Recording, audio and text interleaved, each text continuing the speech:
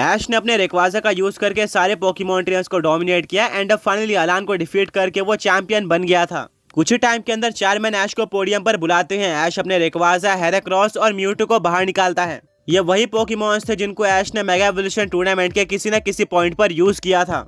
ऐश को जिताने में तीनों पोकेमॉन्स ने कंट्रीब्यूट किया था। फाइनली चारमैन ऐश को ट्रॉफी दे देता है एंड ये ट्रॉफी बहुत ज्यादा यूनिक होती है क्योंकि इसमें ऐश और रेक्वाजा बने हुए थे। ऐश कहता है अमेजिंग, आज तक मैंने जितनी भी ट्रॉफी जीती है सारे पोकेमॉन ट्रेनर्स को वही सेम ट्रॉफी दी जाती है, पर ये ट्रॉफी काफी यूनिक है। चारमैन कहते हैं कि हमारे मेगा एवोल्यूशन टूर्नामेंट का ये कल्चर है। हर बार जो भी ये टूर्नामेंट का चैंपियन बनता है हम ट्रॉफी में उसका और उसके सबसे स्ट्रॉन्ग पोकेमॉन की इमेज लगाते हैं एंड इस बार इस टूर्नामेंट के अंदर वो, तुम और रेक्वाजा थे, तो ये ट्रॉफी एंजॉय करो। इसके अलावा हम तुम्हें एक ऑफर भी देना चाहते हैं। आज तक तुमसे ज्यादा स्ट्रॉन्ग पोकेमॉन ट्रेनर ने इस टूर्नामेंट के अंदर पार्टिसिपेट नहीं किया था, इसलिए हम तुम्हें मेगा एवोल्यूशन चैंपियन का टाइटल देना चाहते हैं जिससे पोकेमॉन ट्रेनर्स को तुमसे इंस्पिरेशन मिलेगी। इस टूर्नामेंट को तुम्हारे नाम से जाना जाएगा और किस तरह से तुम्हारे रेक्वाजा ने इतना कमाल काम करके दिखाया था ये भी सबको याद रहेगा। पर एक प्रॉब्लम यह है कि अगर तुम इस ऑफर को एक्सेप्ट कर लेते हो तो तुम्हें अपने जर्नी के बीच बीच में इस स्टेडियम को विजिट करते रहना पड़ेगा। ऐश रिप्लाई करता है कि आपका ऑफर काफी कमाल का है एंड आपने मुझे और रेक्वाजा को इस काबिल समझा, ये सुनकर मुझे काफी अच्छा लगा। पर मेरे सपने काफी बड़े हैं और मैं लगातार जर्नी करते रहता हूँ जिसके चलते इस टूर्नामेंट में आकर मेरा काफी टाइम वेस्ट हो सकता है, जो कि मैं बिल्कुल भी नहीं चाहता, इसीलिए मैं इस ऑफर को रिजेक्ट करता हूँ। चारमैन कहता है कोई बात नहीं, हम ये समझ सकते हैं। ऐश अपने फ्रेंड्स को भी बुलाता है और सभी लोग काफी सेलिब्रेशन करते हैं। सारी ऑडियंस और कॉम्पिटिटर्स जिन्होंने इस टूर्नामेंट के अंदर पार्टिसिपेट किया था वो ऐश को कांग्रेट्स कहते हैं एंड इसी के साथ ये टूर्नामेंट खत्म हो जाता है। ऐश और उसके फ्रेंड्स स्टेडियम से बाहर आते हैं। ब्रॉक टास्क लिस्ट को बाहर निकालता है और कहता है फाइनली तुमने चौथा टास्क भी कंप्लीट कर लिया है, तुम काफी फास्ट हो। तुम्हारे बाद जो सबसे फास्ट पोकेमॉन ट्रेनर है उसने सिर्फ और सिर्फ 3 टास्क कंप्लीट किए हैं, यानी कि अगर तुम चाहो तो रेस्ट भी ले सकते हो या फिर कुछ दिन पोकेमॉन ट्रेनिंग करने में बिता सकते हो।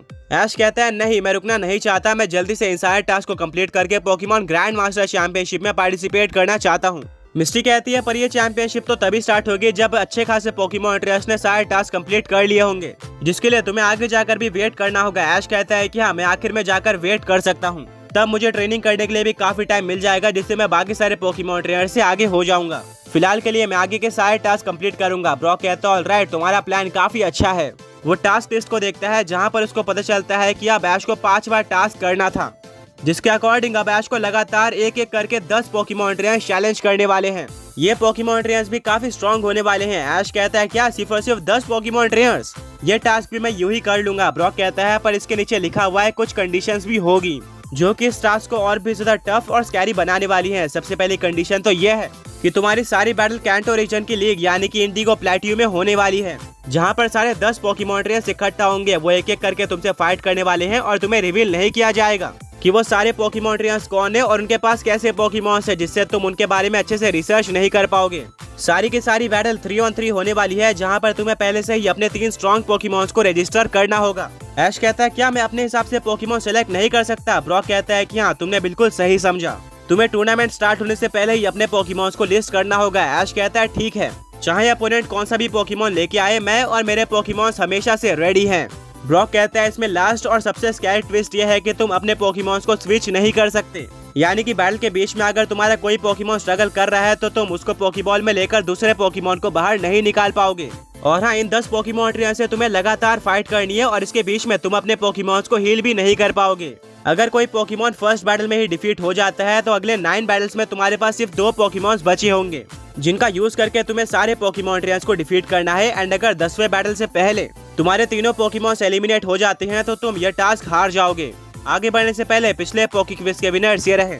एंड आज का क्वेश्चन ये है कि पोकेमॉन एनिमे में वो कौन सा पोकेमॉन ट्रेनर है जिसके पास रेजिस, रेजिरॉक और रेजिस्टील तीनों हैं? ऐश कहता है वेल, ये कंडीशन तो सच में टफ है और ये बिल्कुल इलाइट 6 के तरह है, जहाँ पर मुझे अपने पोकेमॉन्स को हील नहीं करना था और लगातार अगले पोकेमॉन ट्रेनर से फाइट करते जाना था। ब्रॉक कहता है एग्जैक्टली, ये रूल वहीं से लिया गया है और शायद ये पोकेमॉन ट्रेनर्स इलाइट 4 से भी ज्यादा स्ट्रॉन्ग होंगे।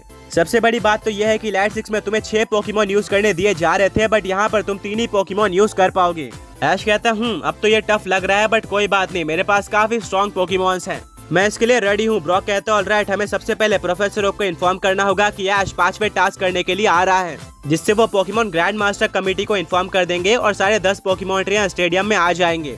ऐश और उसके फ्रेंड शैलोर सिटी के पोकेमॉन सेंटर में जाते हैं, जहाँ पर वो प्रोफेसर ओक को वीडियो कॉल लगाते हैं और सब कुछ एक्सप्लेन कर देते हैं। प्रोफेसर ओक ये सुनकर शॉक हो जाते हैं कि ऐश ने 4 टास्क कंप्लीट कर लिए हैं और कहते हैं कि ऐश तुम तो काफी फास्ट निकले, पोकेमॉन ग्रैंड मास्टर कमेटी ने अभी तक 5वें टास्क की कोई भी तैयारी नहीं की थी। अब मैं उनको इन्फॉर्म कर देता हूँ, जिसके बाद वो तैयारी करना स्टार्ट कर देंगे। ऐश कहता है ठीक है, पर इसमें कितना टाइम लगने वाला है? प्रोफेसर ओक कहते हैं कि ये सब में लगभग 2 हफ्ता लग जाएगा, क्योंकि हमें चुन चुन कर पोकेमॉन ट्रेनर्स लाने होंगे जो कि तुम्हें बैटल में डिफिकल्टी दे। उनके रिकॉर्ड्स भी देखे जाते हैं। ऐश कहता है ठीक है, फिर तो और भी मजा आने वाला है, मैं तैयार हूँ। प्रोफेसर ओक वीडियो कॉल को कट कर देते हैं। ब्रॉक कहता है कि अब हम डिस्कस कर लेते हैं कि तुम टूर्नामेंट के अंदर किन 3 पोकेमॉन्स का यूज करोगे, क्योंकि हम इस टूर्नामेंट को लाइटली नहीं ले सकते। प्रोफेसर ओक के अकॉर्डिंग पोकेमॉन ट्रेनर्स को चुन चुन कर लाया जा रहा है। उन सब ने ये भी कैलकुलेट किया होगा कि क्या उन्होंने कभी लेजेंडरी पोकेमॉन्स को डिफीट किया है और ऐसे ही पोकेमॉन ट्रेनर्स को यहाँ पर इंक्लूड किया जा रहा होगा। एंड मेरे पास एक परफेक्ट प्लान है। अभी तक तुमने कैंटो में एक पोकेमॉन को यूज किया ही नहीं है, जिसने एट्रो में तहलका मचा दिया था। वो पोकेमॉन है ड्रैकोनोस। किसी ने भी नहीं सोचा होगा कि तुम इस पोकेमॉन को टूर्नामेंट में यूज करोगे। इस पोकेमॉन के टाइप और अटैक्स के बारे में भी ज्यादातर पोकेमॉन ट्रेनर्स को नहीं पता है। वो पूरी तरह से कंफ्यूज हो जाएंगे और ये पोकेमॉन तो तुम्हारे पोकेमॉन टीम में डेफिनेटली होना चाहिए। मिस्टी कहती है हाँ, मेरे अकॉर्डिंग सेकंड पोकेमॉन ऐश का गॉड पोकेमॉन यानी कि आर्सियस हो सकता है। आर्सियस बिना किसी डाउट के ऐश के टॉप पोकेमॉन्स के लिस्ट में होता है और ये सेकंड पोकेमॉन की तरह परफेक्ट होगा। सैना कहती है हाँ, ये दोनों पोकेमॉन्स तो कंफर्म हो गए, बट अब ऐश का थर्ड पोकेमॉन कौन सा होने वाला है? इस स्पॉट के लिए ऐश के पास ऑलरेडी काफी सारे स्ट्रॉन्ग पोकेमॉन्स हैं एंड उनमें से एक को चुनना बहुत ज्यादा मुश्किल होगा। ब्रॉक बोलता है सबसे पहले तो मेरे अकॉर्डिंग यहाँ पर ऐश को नॉन लेजेंडरी जैसे कि चार्जार्ड, पिकाचू और ग्रेंजा को यूज नहीं करना चाहिए। उसको एक लेजेंडरी या फिर मिथिकल पोकेमॉन के साथ जाना चाहिए, जिसके लिए मेरे पास 3 चॉइसेस हैं।